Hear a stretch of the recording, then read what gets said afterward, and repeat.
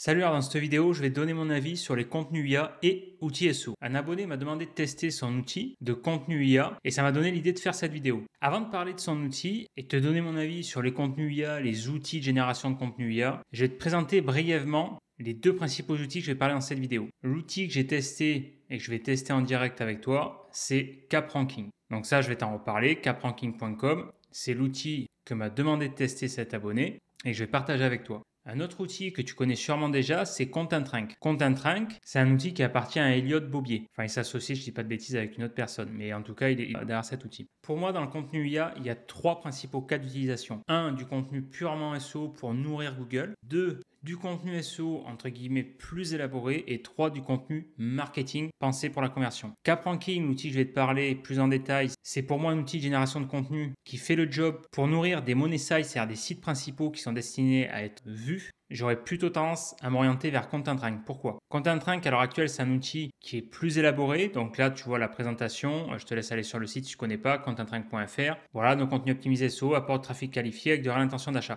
Donc effectivement, il s'oriente sur les intentions d'achat. Il propose trois offres principales. L'offre génération de contenu IA, vu que c'est beaucoup demandé en ce moment. La rédaction 100% humaine, c'est-à-dire la rédaction, on va dire, historique. Et service tout inclus sous forme d'abonnement. Alors, l'abonnement, tu vois, ils disent vos articles SEO optimisés sur votre site des 9 € par mois. Alors, en fonction du nombre d'articles que tu as rédigés par mois, vu que c'est entre guillemets des quotas, tu peux voir que ça va assez vite, ça grimpe assez vite. Tu vois, 6 articles par mois, tu es à 199 hors taxe, donc 200 balles. 10 articles, 300. 20, allez, 600 quasiment. Et 30, 850. Donc voilà, c'est pas, on va dire, à la portée de toutes les bourses. C'est-à-dire qu'en fait, encore une fois, ça dépend le besoin, l'objectif. Toujours pareil. Parce que pour moi, tu peux pas mettre en concurrence, tu vois, là, je te parle de ces deux outils, ContentRank et l'outil que je vais te parler ici de l'abonné CapRanking. Ces deux outils, pour moi, qui sont pas, en tout cas à l'heure actuelle, au moment où je fais cette vidéo, en concurrence directe. Pourquoi? Parce que ContentRank, donc l'outil d'Elliot Bobier, ça s'adresse déjà pas à la même typologie de professionnels d'entreprise pour moi, pas avec les mêmes budgets et pas avec les mêmes objectifs. Comme j'ai dit, pour moi, tu as une différence entre rédiger du contenu pour un site satellite. Donc un site satellite, en gros, c'est principalement pour Google, ça n'a pas vocation, en tout cas la vocation première, c'est pas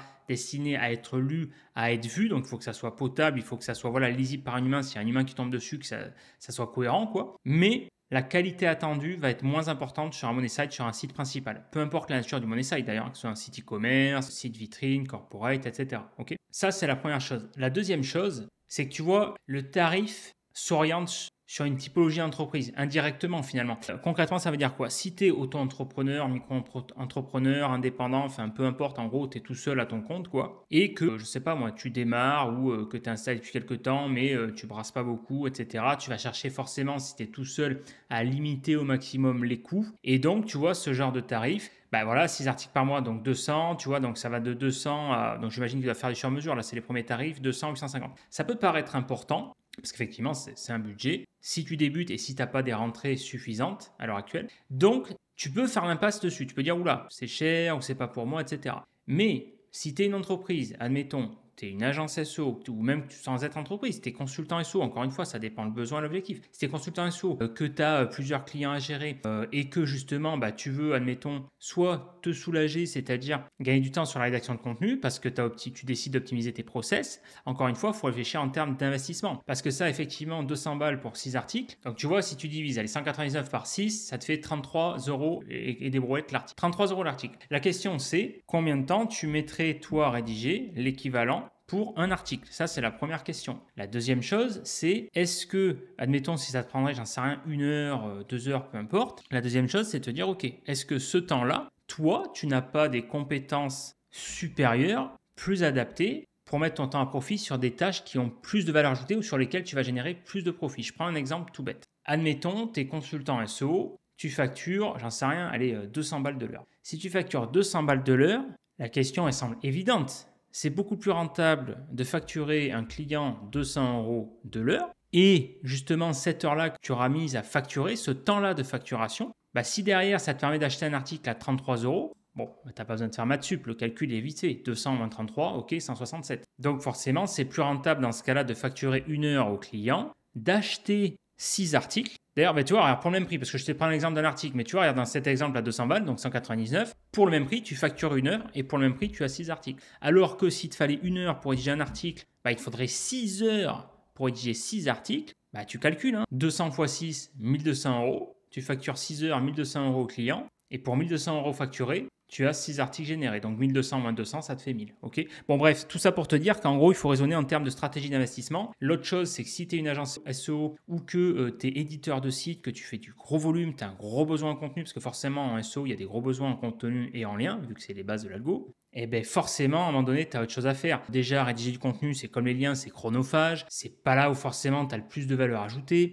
Ça prend énormément de temps, c'est énergivore, bref. Donc, ce genre d'offre, ça pourrait t'intéresser. Ok. Ensuite, la méthodologie. Méthodologie, générer plus de trafic qualifié, nanana, blablabla. Exploiter le fonctionnement, tatati tatata, notre méthode pour bien se positionner, nos responsables guidelines, blablabla. Ok. Comment faisons-nous? Alors là, voilà, concrètement. Donc ça, c'est déjà plus intéressant. Donc là, il te fait voir un exemple de score au niveau de la sémantique, c'est ça, ouais, côté sémantique, nanana, métrique calculée. Donc ça, je dis pas de bêtises, c'est un graphique issu du TextGuru. Tu vois, donc là, tu as des petits graphiques, des rouges, des oranges, nanana. Donc là, il te dit, moi, ce que j'aime bien, là, c'est que c'est surtout un exemple concret. Tu vois, une partie de la méthode, prenons le sujet, quel site, ben voilà, tu vois, quel site pour faire des cartes de visite. Alors c'est marrant parce que je m'étais amusé à calculer, j'avais même pas fait gaffe à ça, je m'étais amusé à calculer le mot-clé par rapport à ça, parce que tu vois, ils disent ce texte concurrentiel s'est positionné dans le top 50 de Google sous quelques jours, il est désormais en première page de Google. Et je m'amusais à regarder les mots-clés, là, sur le graphique, visite, nanana, carte, impression, tatata. Et là, je me suis, à mon avis, c'est carte de visite. Et ben, tu vois, regarde, j'avais dans le mille. Bon, bref. Et donc, là, effectivement, il te donne des exemples de mots-clés avec les petits graphiques, nanana, il te dit les métriques calculées pour le texte ci-dessus, 618 mots rédigés pour un score de 65% pour un risque de 5%. Ok. Les résultats incontestables, trafic durable, tatati tatata, apparaître en position 0. Bon. Voilà, donc ça peut être intéressant. Et juste pour finir là-dessus, au niveau des tarifs, parce que tu vas me dire, ouais, c'est quoi les tarifs, c'est les taux, hein, méthodologie, fonctionnalité, abonnement, tu vois. Bon, abonnement, ben là, tu as le truc, voilà ce que je t'ai dit, la page. Et les tarifs, alors là, d'ailleurs, c'est accessible avant, mais je pense qu'il a fermé pour éviter je pense, les licheurs et compagnie. Bon, après, c'est pas bien dur à trouver, hein, je veux dire, déjà, soit tu t'inscris. Voilà, première chose évidente. Ou soit vraiment, tu es en mode redémarrer, tu veux sniffer, voir un petit peu les tarifs. Pas bien dur non plus, hein. Tu tapes sur Google, hein. Google est ton ami, compte un train de tarifs. Tu vas tomber sur des articles d'affiliés, des avis, etc. Notamment le web SEO avec la pop-up, découvrir la stratégie pour l'affiliation. Ok. Et là, tu vois, tu as l'article rédigé en 2022, je crois. Ouais, 5 janvier. Voilà, Maximilien Labadie. Voilà, chaque dit. Maximilien Labadie. Donc, effectivement, blablabla. Tu vois, ils te disent, nanana, les tarifs et tout. Bon, là, les tarifs, ça a dû évoluer depuis. Hein. Mais déjà, tu as une grille tarifaire. Tu vois, voilà, YouTube Guru, etc., etc. Allez, maintenant, on va parler de CapRanking. Alors, CapRanking, je vais dire ce qui s'est passé. Parce que moi, je suis transparent dans mes vidéos. Alors, CapRanking, spoiler alert numéro 1. Au moment où je tourne cette vidéo, on est le 6 novembre 2024. Il est possible, même fortement possible, qu'elle soit publiée en fin d'année 2024. Parce qu'elle suit une grille de publication, comme une grille de programme. Donc, c'est possible que l'outil ait changé entre-temps, qu'il y ait eu des nouvelles features, nouvelles fonctionnalités qui se représentent entre-temps, ok? Je pense notamment à la fonctionnalité catégorie et page d'accueil. C'est possible et c'est une bonne nouvelle pour toi. Pour t'expliquer très brièvement le fonctionnement de l'outil. L'outil, comment il marche? L'outil, il n'y a rien de nouveau sur les tropiques. Il scrape les premiers résultats de la SERP pour correspondre à une intention de recherche. Ensuite, il fait du prompt engineering. Il vient formuler un texte avec des occurrences de mots-clés, synonymes, champ lexical, patin, couffin, optimisation des HN, H1, H2, H3, H4, H5, H6, plus si affinité, structure de texte, Google Friendly, ce qui permet à des articles de se positionner en P0, notamment la position 0, si évidemment le mot-clé est correctement choisi au préalable. Alors maintenant, passons aux choses sérieuses. On va passer au concret. Mon avis et retour après un premier test. Tester l'outil. Mon premier avis, c'était que pour du besoin basique en SEO, c'est intéressant, ça fait le taf. C'est-à-dire pour nourrir un site satellite. Ça permet de remplir des sites satellites, tu as du contenu potable unique et c'est ça le plus important parce qu'en SEO, il faut raisonner en termes de contenu unique. Je déteste qu'on parle de la notion de qualité, contenu de qualité, lien de qualité, ça ne veut strictement rien dire d'un point de vue algorithmique. En SEO, il faut raisonner en termes algorithmiques. Tu t'adresses à des machines. Tu es là pour exploiter les failles, répondre à des facteurs de ranking, faire en sorte que tes actions matchent. Donc, en SEO, d'un point de vue algorithmique, qu'est-ce qui est attendu, que ce soit en termes de contenu, des liens?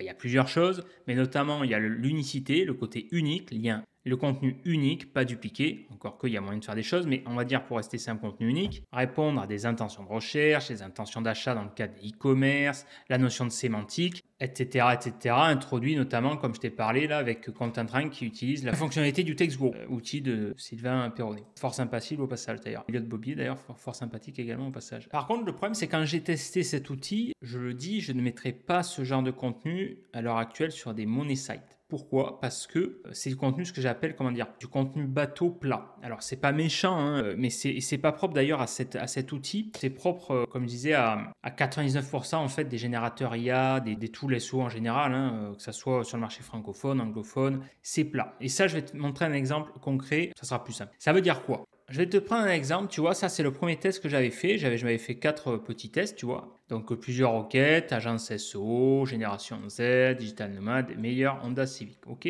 Donc là, on va voir le contenu généré de meilleur Honda Civic. Donc là, on a un contenu, voilà.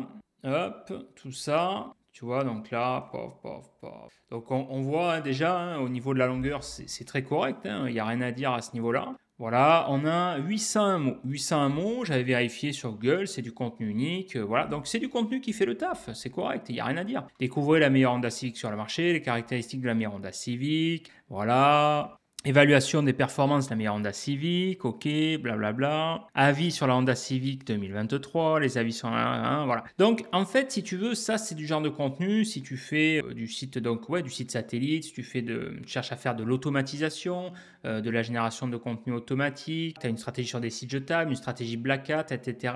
Bref, tu n'as pas le temps et tu n'as pas vraiment de... Tu n'es pas à cheval sur la qualité. Encore une fois, ça dépend des objectifs, tu vois. Bah, typiquement, ce genre de contenu, ça fait le taf. Ça fait le taf et c'est pas cher. Parce que là, regarde. Là, en gros, là, c'est l'outil, d'accord? Capranking.com. Je te laisserai regarder sur le site. Hop, ça.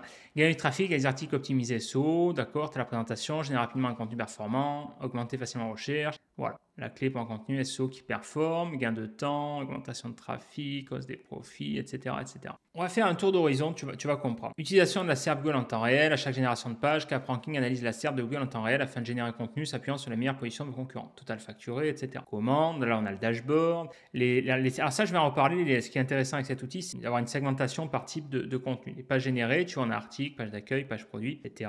C'est à la répartition des contenus. Prochainement, les types, voilà, pages d'accueil seront bientôt disponibles à l'usage. Donc c'est possible qu'au moment où cette vidéo sort, la fonctionnalité soit développée, soit sortie. Donc les crédits, voilà. C'est ça qui est intéressant. Et là, j'insiste là-dessus. C'est pour ça que pour moi, il n'y a pas de concurrence directe. Au niveau de la tarification, à l'unité, d'accord? Là, on est à 4,99 €. Voilà, tu as une utilisation de 30 jours, on n'est que sur du mensuel. Voilà, vous permet de générer un article par mois. Donc 4,99, allez, 5 € l'article. Donc 5 € l'article. Ensuite, 4 articles, on a 10 €, donc dégressif. 30 articles, 30 €. OK? Donc il est évident qu'à ce tarif-là, c'est pareil, par exemple, c'est en termes de tarification pure, c'est beaucoup moins cher que Content Rank. Mais encore une fois, ça ne répond pas aux mêmes objectifs. D'accord? À ce tarif-là, qu'est-ce qu'on a? Donc ça, c'est au niveau des tarifs. On a les crédits, les demandes, les domaines, on va en parler après. Demandes.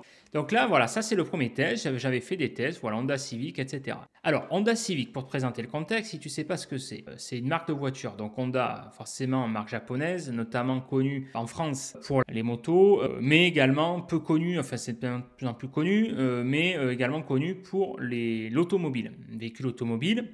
Et notamment, si tu vas en Asie, tu verras qu'il y a beaucoup de voitures japonaises, notamment des Honda et a fortiori des Honda Civic. Aux États-Unis aussi, mais surtout en Asie. Voilà. Honda Civic. Donc, c'est une marque de voiture, donc Civic, un modèle de Honda, et c'est un des modèles les plus populaires. Découvrez la meilleure Honda Civic sur le marché. La meilleure Honda Civic, donc si on lit le contenu. Donc là, je mets à la place d'un humain, enfin, c'est même plus qu'un humain, je mets à la place d'un internaute potentiel qui tape cette requête-là, meilleure Honda Civic. Donc, il formule un besoin. Il veut savoir quelle est la meilleure Honda Civic. La meilleure Honda Civic est censée une performance, les caractéristiques, évaluation, lorsqu'il s'agit d'évaluer, nanana, comparaison, la meilleure Honda Civic, nanana. Bon, en gros, qu'est-ce qui se passe? Là, on va accélérer pour la vidéo, mais ce qui se passe, c'est quoi? Tu vois, les modèles type R, par exemple, sont conçus pour les amateurs. Donc, on a un petit peu, c'est la seule donnée quasiment concrète type R. Donc, type R, en gros, pour te donner une idée, c'est un modèle d'Honda Civic. En gros, en fonction des générations, tu as des générations d'Honda Civic, tu as différents types de motorisation, tu as différents types de gammes, et tu as notamment la gamme type R, la Honda Civic type R, la gamme légendaire, où en gros, c'est vraiment la version la plus sportive, qui s'approche d'une supercar d'ailleurs, sur la Honda Civic. Mais à part ça, tu vois qu'on n'a pas de données concrètes. C'est-à-dire que ça veut dire quoi? Ça veut dire qu'en gros, ce genre de contenu, tu tombes sur ce contenu-là, sur un article de blog comme ça, tu n'es pas plus avancé sur ton intention de recherche. Voilà, c'est ça le problème. Et c'est un problème pourquoi? Parce que ça, si tu veux, ça te permet potentiellement de ranker parce que voilà, tu as le mot-clé meilleur Honda Civic. Voilà, c'est l'optimisation, on va dire, assez basique. On a, tu vois, les règles qui sont respectées, hein, des titres, HN, du gras, voilà, le BABA, le basique est respecté. Avis sur l'Honda Civic, on a l'année, tout ça. Mais à la fin de ce contenu-là, tu ne vas pas être plus avancé.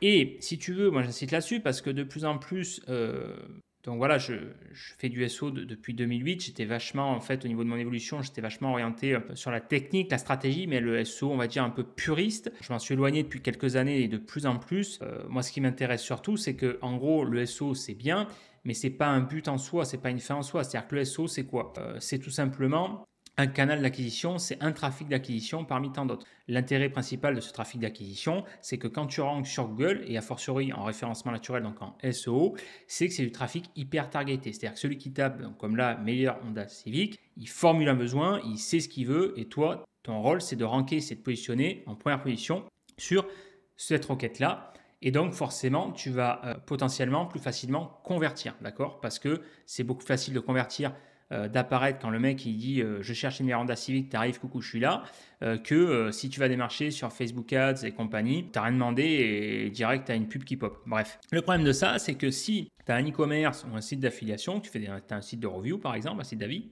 bah, c'est pas un contenu qui va convertir, ok? Par contre, c'est du contenu qui peut servir justement que pour le SEO pour Google. C'est du contenu que tu vas pouvoir mettre par exemple en bas de page. Ça, je vais t'en reparler. Donc ça, c'était mon premier retour à chaud. Mais on va parler concrètement. Alors, je te prends le modèle, enfin l'exemple de Honda Civic parce que c'est l'exemple qui me parle le plus parce que je suis un peu, ouais, je suis devenu, on va dire, un petit peu passionné de ce modèle-là. J'ai vraiment eu un coup de cœur depuis que j'ai découvert ce modèle en Asie et notamment en Malaisie où j'ai essayé la Type R. Mais voilà, meilleur Honda Civic parce que le reste, voilà, c'est du vu et revu. Bon, bref, la requête agence SEO m'intéresse moins. Honda Civic. Donc, si je prends le contenu sur meilleur Honda Civic, j'ai aucune donnée concrète. Comme j'ai dit, je ne suis pas plus avancé à la lecture de l'article. Ça veut dire quoi? J'ai pas de segmentation des gammes. Type de motorisation, par exemple. Est-ce que c'est un moteur thermique, atmosphérique, hybride? C'est-à-dire que là, en l'occurrence, Honda Civic, sur la 10e génération, on est sur du moteur thermique. Avant, sur les anciennes générations, on avait des moteurs atmosphériques. Maintenant, sur les dernières générations, on a des moteurs hybrides. Donc ça, c'est quand même important de le préciser. C'est une donnée concrète. Pour un guide d'achat. Ok. Ensuite, le type de litrage. Est-ce que c'est du 1 litre, du 1 litre 5, du 2 litres? Par exemple, Honda Civic, si je me base sur la 10e génération, là où j'ai vraiment eu un coup de cœur, celle que j'ai d'ailleurs, donc la FK8, mais 10e génération, on a 3 principaux types de moteurs, en tout cas en Europe. On a la 1 litre, la 1 litre 5 et la 2 litres en litrage. Le type de carburant utilisé, est-ce que c'est l'essence, du diesel, l'hybride? Tout ça, c'est des données concrètes qui vont permettre d'aider à l'achat l'internaute qui cherche la requête meilleur Honda Civic. Ça va répondre à l'intention de recherche. Okay. On n'a pas de typologie de contenu clair, type par exemple VS, moteur thermique VS atmosphérique, ou moteur thermique VS hybride. Quel est le meilleur moteur? Quelle est la meilleure Honda Civic? En fait, c'est ça le problème, c'est parce que la meilleure Honda Civic, mais par rapport à quoi? Par rapport à la génération? Par rapport au moteur? Par rapport au litrage? Par rapport à quoi? Par rapport au type de carburant? Par rapport à quoi? Sur quoi on se base? Parce que tu ne peux pas comparer par exemple un 1 litre, 1 litre 5 à un 2 litres, ça n'a pas de sens. On n'a pas de présentation des puissances. 129 chevaux, 182 chevaux, 320 chevaux. Par exemple, sur la 10e génération de Honda Civic, on a la 1 litre en 129 chevaux. Si tu prends 1 litre 5, 129 chevaux, ça n'existe pas. En 1 litre 5 VTEC, on a la 182 chevaux qui est en version essence. Et on a même d'ailleurs la version 1 litre 6 aussi d'ailleurs, DTEC. Ouais. Ensuite, la 320 chevaux est en version 2 litres, si on met de côté les stages. Ensuite, on n'a pas de présentation des caractéristiques. Est-ce que c'est une voiture familiale, sportive, citadine, berline, etc. SUV, etc. On n'a pas de type de carrosserie. On n'a pas de couleur identifiée. Par exemple, il y a des couleurs rouge rallye en fonction des générations, des générations ou des années. Par exemple, tu vois, sur la Civic Sport Plus 2020, ce qui la caractérise notamment, c'est qu'il y a une nouvelle couleur, la bleue obsidienne, je crois, si je dis pas de bêtises. Ouais, bleu obsidienne, voilà, tu vois. Un peu une espèce de bleu nuit où il y a des jeux de lumière dessus. Type de sellerie aussi. Pas type de sellerie, est-ce que c'est sellerie cuir, alcantara, etc. Il n'y a pas d'intention de recherche couverte par le contenu en termes de typologie de contenu. Est-ce que, par exemple, on est sur un tableau comparatif, une liste à puces, des images, des vidéos? Il n'y a pas de granularité au niveau du contenu. C'est un contenu, par exemple, là, si on regarde, donc découvrez la meilleure Honda Civic et souvent la meilleure Honda Civic. D'ailleurs, c'était un des critères, des red flags sur du contenu IA à la base, où il n'y avait pas le pronom je. Ok. Donc là, effectivement, c'est du contenu qui n'est pas écrit avec le pronom je, où ça donne vraiment un avis avec une certaine, comment dire, une certaine prise de position, où ça laisse supposer qu'il y a un avis humain derrière, où il y a un test qui s'appuie vraiment sur des datas. Alors voilà, là on a le scroll. Alors ça, le scroll, on pourrait l'améliorer, je pense. On pourrait le mettre un petit peu en plein écran pour des questions de, je pense, d'ergonomie, mais bon, ça à la limite, c'est un détail. Donc voilà, ça c'était le premier retour, comme ça, rapide à chaud, sur le type de contenu généré. Donc il y a des solutions simples qui existent. Il y a l'agrégation de contenu, comme les flux. Tu peux faire appel à l'open data pour aller récupérer des données automatiquement, agréger des données. Moi, ce qui m'a plu après, par contre, sur cet outil, c'est la segmentation proposée. La fonctionnalité en fait de segmentation de contenu par type, fiche produit, article, page d'accueil. Franchement, c'est une fonctionnalité qui a l'air sympa et prometteuse. Enfin, pour moi, c'est un facteur de différenciation des autres tools, hein, clairement. Donc, en résumé, avec mon premier test à chaud, c'est un outil qui est prometteur, où le seul facteur différenciant potentiel pour l'instant, au moment du premier test, ça serait la segmentation de contenu par type, mais à confirmer car non testé au premier abord. Donc maintenant que je t'ai fait voir les premiers tests que j'avais effectués et les premiers retours à chaud, on va faire en direct avec toi un deuxième test parce que l'outil a été amélioré entre-temps. Donc spoiler alert 2 avant, d'ici la fin de l'année, les fiches produits seront améliorées en laissant, donc ça c'est le dev qui me le dit, les fiches produits seront améliorées en laissant la possibilité à l'utilisateur de rentrer des points de détail importants sur le produit. De plus, début de l'année prochaine, janvier-février, donc 2025, une amélioration au copywriting sera ajoutée en y incluant le principe du PAS. Donc le PAS, c'est quoi? L'acronyme de problème, agitation, solution. Bref, le b.a.-ba du copywriting. Je te laisserai te renseigner là-dessus si ça t'intéresse. Deuxième info du dev, pour une bonne utilisation de la génération des fiches produits, il faut renseigner et compléter l'intention de recherche, par exemple Honda Civic type Honda Civic 10 type R, essence 2017 à 2022, ou Civic 10 type RX 2 litres VTEC 320 type RGT de 2018. Spoiler alert 3, les pages catégories seront à peu de choses près montées comme les fiches produits et la page d'accueil comme un article de blog, mais dont la structure des paragraphes se fera en fonction des catégories du e-shop, du e-commerce. Donc, il y a plusieurs infos intéressantes. On va retester la génération du même article, voir ce que ça donne. On va également tester par rapport à la type, parce que là, tu vois, c'est un article de blog, hein. Tu vois, article. Parce qu'il n'y avait pas encore la fonctionnalité fiche produit. On va tester justement avec la fiche produit, voir ce que ça donne. On va tester avec l'intention de recherche renseignée comme il dit. Honda Civic 10, déjà, tu vois, déjà l'intention de recherche est intéressante parce que ça, c'est vraiment de la requête ultra qualifiée. Tu as un contenu qui rentre là-dessus, tu vas convertir, c'est sûr. Honda Civic 10, donc là, on a le modèle, donc la marque, le modèle, la génération, la 10e génération, ou X d'ailleurs, ça a remplacé 10 par X également. La type R, X 10 en chiffre romain, type R, donc la version sportive, racing.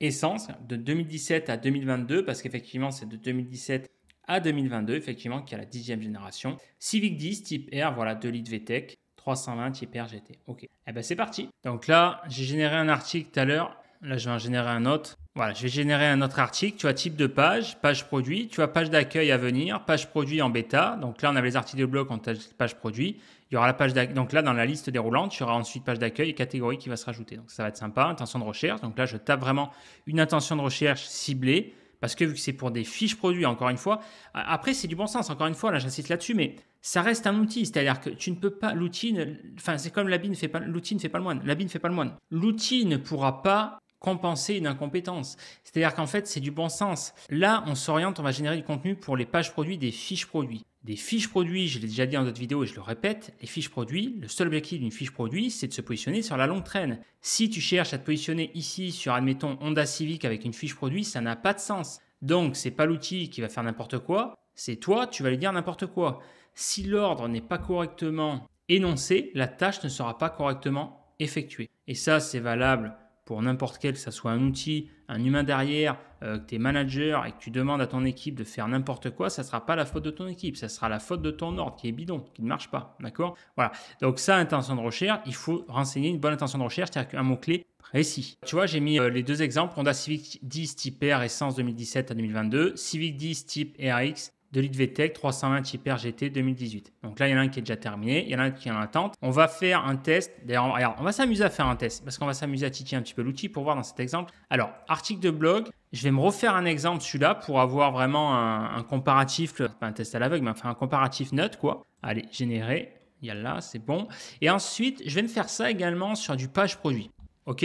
Voilà, page produit, on va voir. Comme ça, on aura vraiment des différents éléments de comparaison. On aura celui-là qui sert de repère, hein. Donc là, déjà, on voit que c'est quand même assez rapide, hein. Il y en a déjà 2 qui ont été générés, d'autres en attente. Donc, il me reste encore des crédits. Là, tu vois, en attendant qui génère les articles. Si on regarde, par exemple, PAS Copywriting, tu as tout un tas d'articles. Tu as là, Amadium, par exemple. Et là, elle te le dit, tu vois.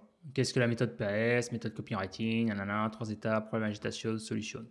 Tu mets le problème, tu agites le bocal et tu trouves la solution. Bon, c'est des stratégies d'ailleurs utilisées en politique, ça. Donc, on va actualiser la page. Donc, il y en a un qui est en cours, un qui est en attente. Donc là, tu vois, ce qui est intéressant déjà de voir, c'est que ça a l'air de mettre un peu plus de temps, bizarrement. Alors, tu vois, c'est ça qui est marrant. On a généré 2 fiches produits pour deux intentions de recherche vraiment précises. Et ça a été rapide. Parce qu'en gros, c'est comme si, en gros, l'outil, là, de ce que je vois, hein, de ce que j'ai l'impression, c'est que l'outil, il a l'air de dire, OK, tu me fournis une intention de recherche précise, je sais où taper, je scrape la data, paf, ça génère. Et là, tu vois, que ça soit aussi bien d'ailleurs pour la typologie d'article ou produit, on est sur une requête moins précise, typiquement une requête tête, milieu de traîne. OK, voilà, la recherche MFA. Et là, il met plus de temps, tu vois. Voilà, terminé.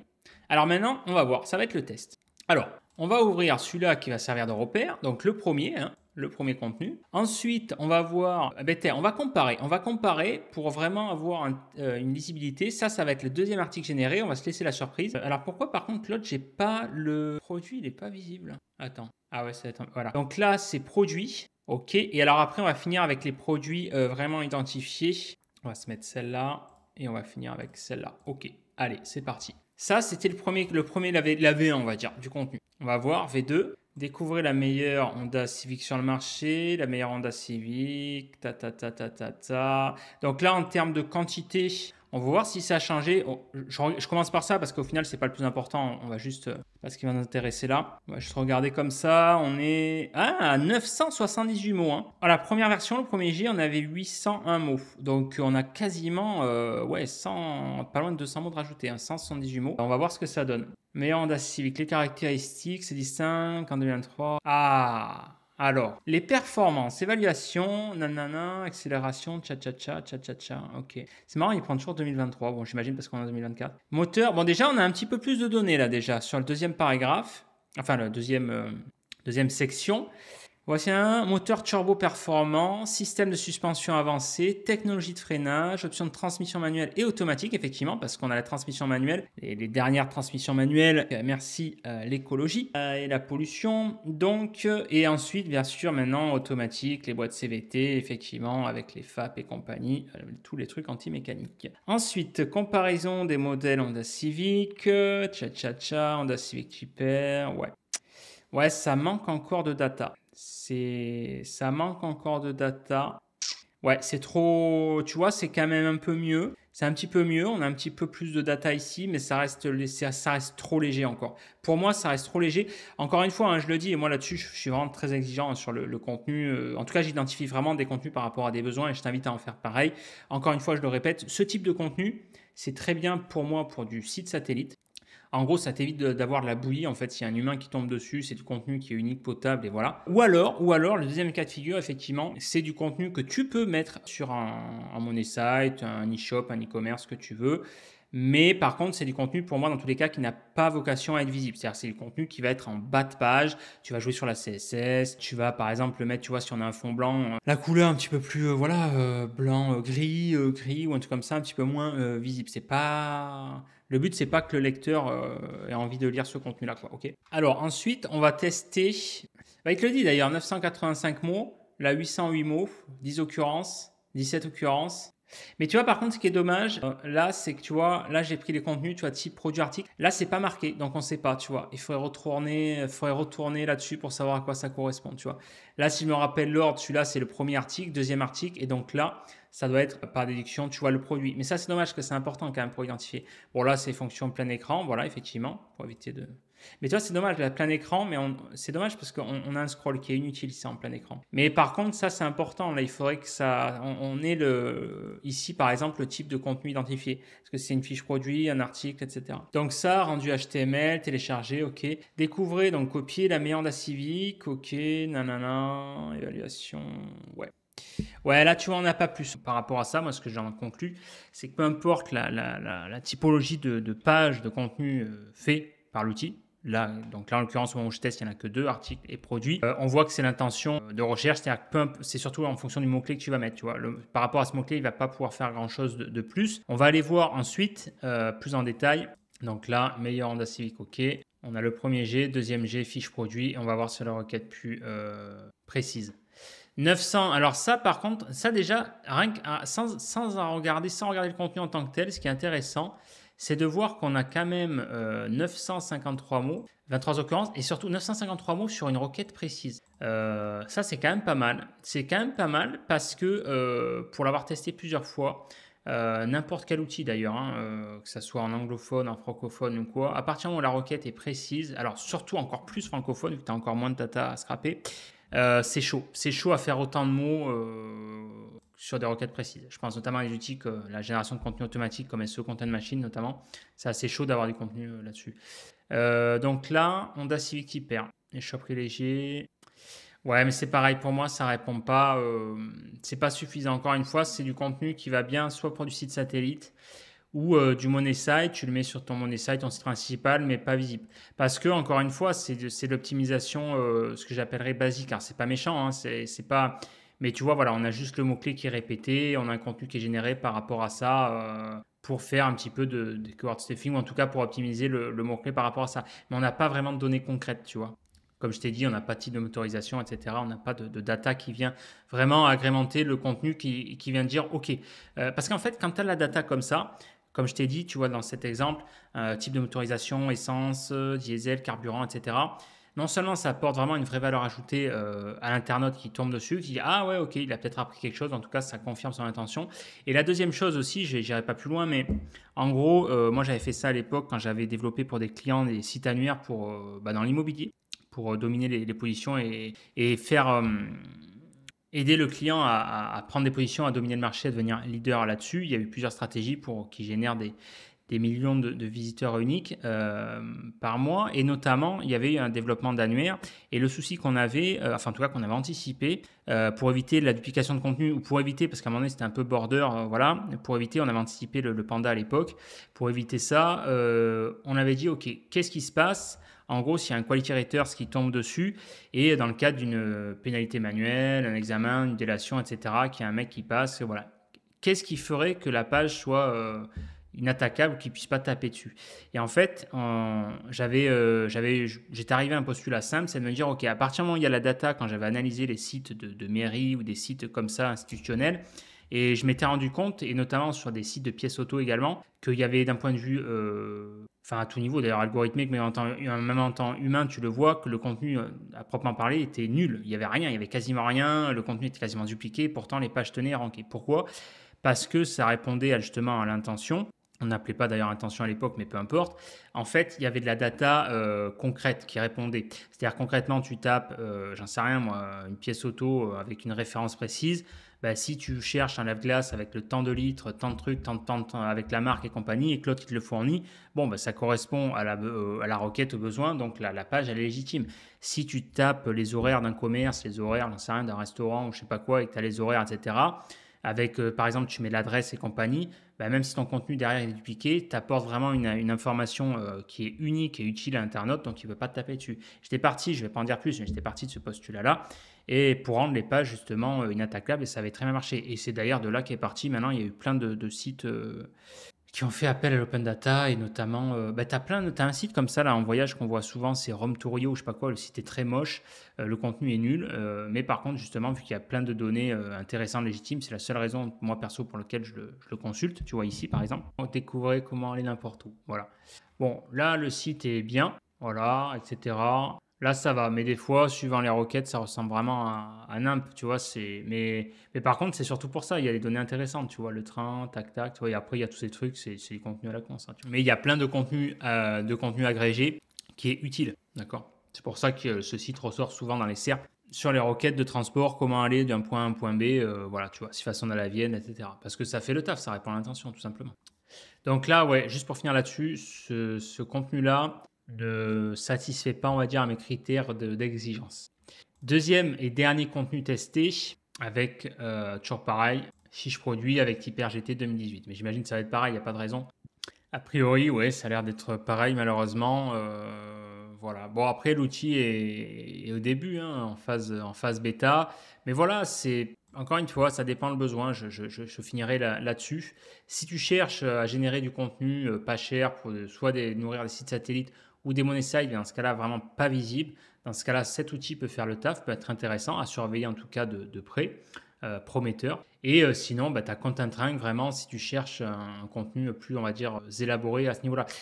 Juste pour finir là-dessus, pour moi, et je le répète, il y a 3 principaux types d'utilisation de contenu. 1, du contenu pour les money sites, 2, du contenu pour les sites satellites et 3, du contenu marketing, c'est-à-dire ce qu'on appelle le copywriting.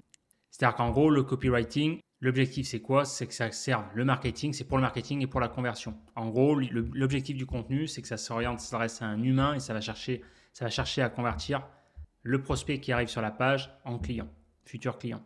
Donc la conclusion de cette vidéo et de ces outils, c'est quoi? Et donc de mon avis sur le contenu IA et les outils, tous les outils de génération de contenu SEO, pour en avoir testé un paquet, que ça soit d'ailleurs en Black Hat quand j'ai fait la génération de contenu automatique du netlinking avec des outils comme GSA, Xrummer, Sinuk et compagnie, ou en temps de manière artisanale ou peu importe l'approche, le résultat, le constat est toujours le même.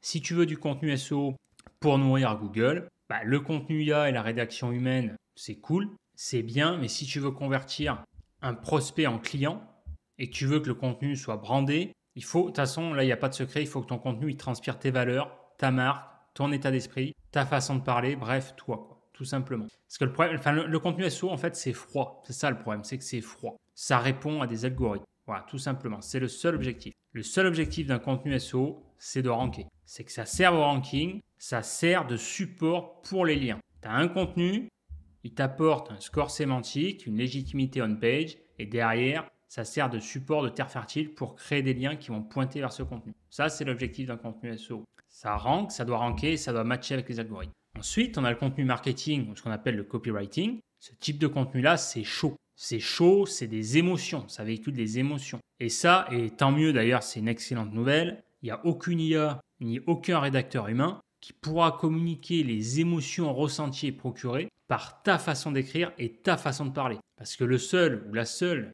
qui a la capacité d'écrire et de parler comme toi, c'est toi, tout simplement. Donc, tu es un e-commerce, tu as des produits à vendre, tu n'as pas d'objectif branding particulier. Dans ce cas-là, tu peux t'orienter sur du contenu SEO. C'est cool. Sauf que le problème, c'est que tu as une forte dépendance à ça. Tu as une forte dépendance au trafic Google. Si tu as une pénalité derrière compliquée.